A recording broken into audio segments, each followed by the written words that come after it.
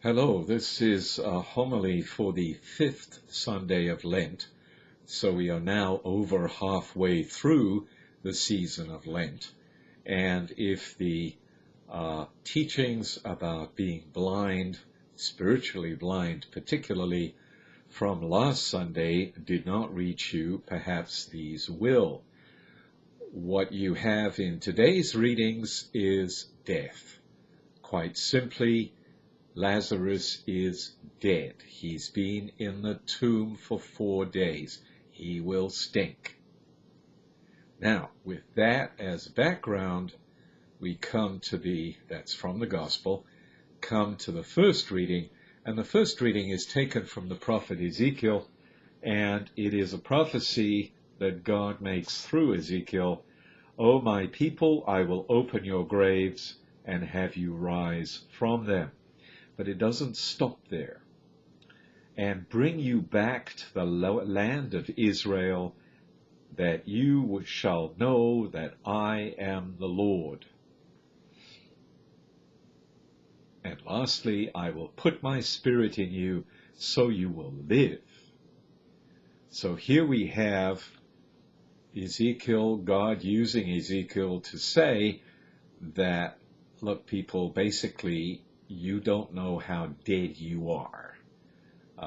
They're being told by God how dead they are, because they have decided many times a day, quite often, to rebel against God, denying that God's way of ordering the world is in fact the best way where we can have the most fulfilled life. We can flourish if we follow the ordering of life that God has created us for. Now, the one phrase there, he will do this so that you will know that I am the Lord.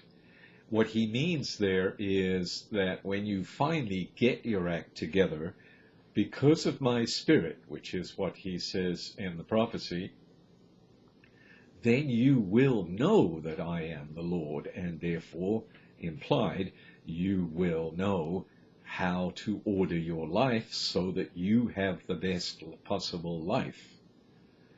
All these other options for best possible lives are, to put it mildly, insulting to God. You've got to be really wealthy to live in the best possible way. You've got to exploit your talents so that some people don't need to use all their talents. They've got far more talents than they can particularly use to be the best kind of person that they can be. There are all kinds of caveats where their earthly things are involved. If we follow God, we will flourish. And if we need to use our talents because we are following God, he will let us know. Back to the psalm in this case. With the Lord there is mercy and fullness of redemption is the antiphon. Particularly out of the depths I cry to you, O Lord. Here is somebody who knows how dead he is. He is in the depths of the earth. If you, O Lord, mark iniquities, who can stand? In other words, this particular writer, inspired writer, is in the position of saying, yeah, Lord, you've actually taught me how far off the track I am. But with you, the psalmist goes on, is forgiveness. And again, the same thing as we saw in Ezekiel, that you may be revered. Do we revere God? Fair question.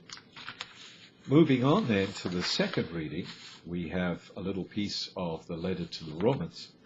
And Paul says, those who are in the flesh cannot please God. Paul agrees with me, so he must be right. And what he's saying here is earthly things just don't please God. God created them. They are far beneath who God is. You are not in the flesh because they are a baptized community.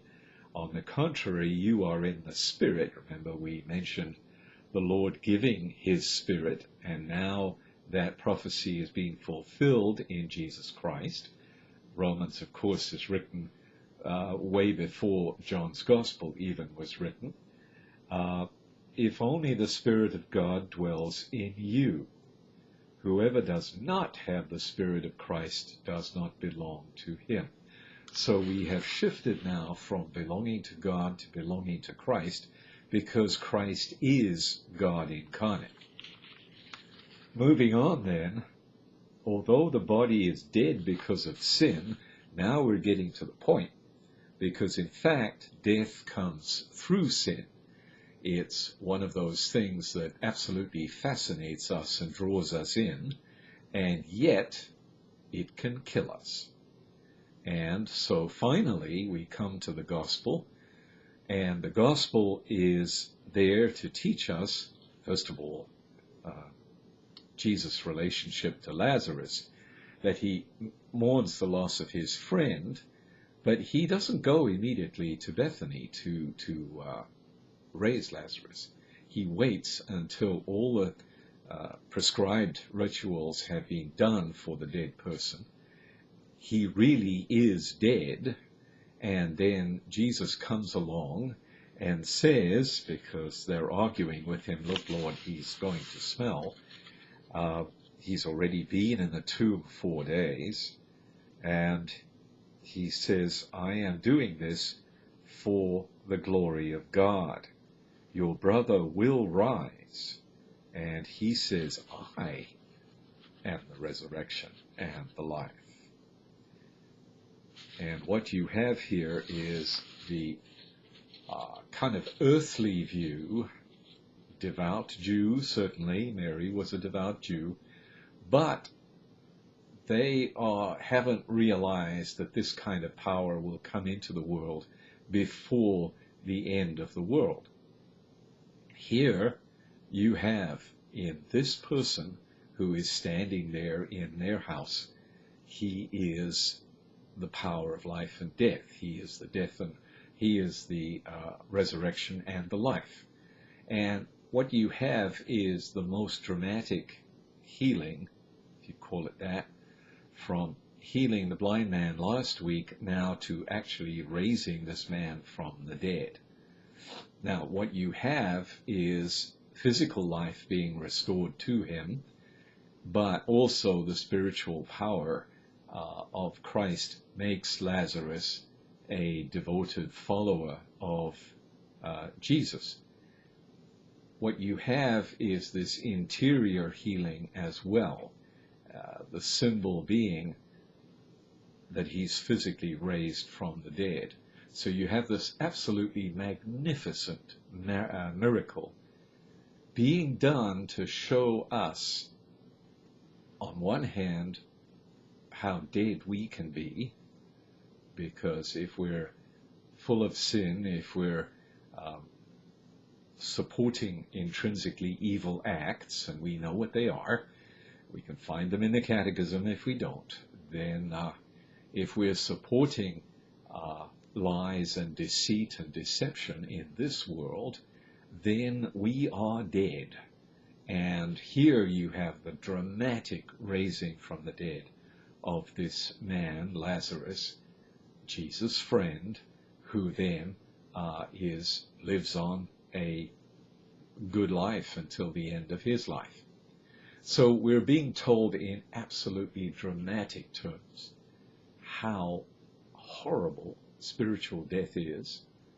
Yes, material death is also horrible, but it's nothing like that permanent death that sin brings to us. Thank you.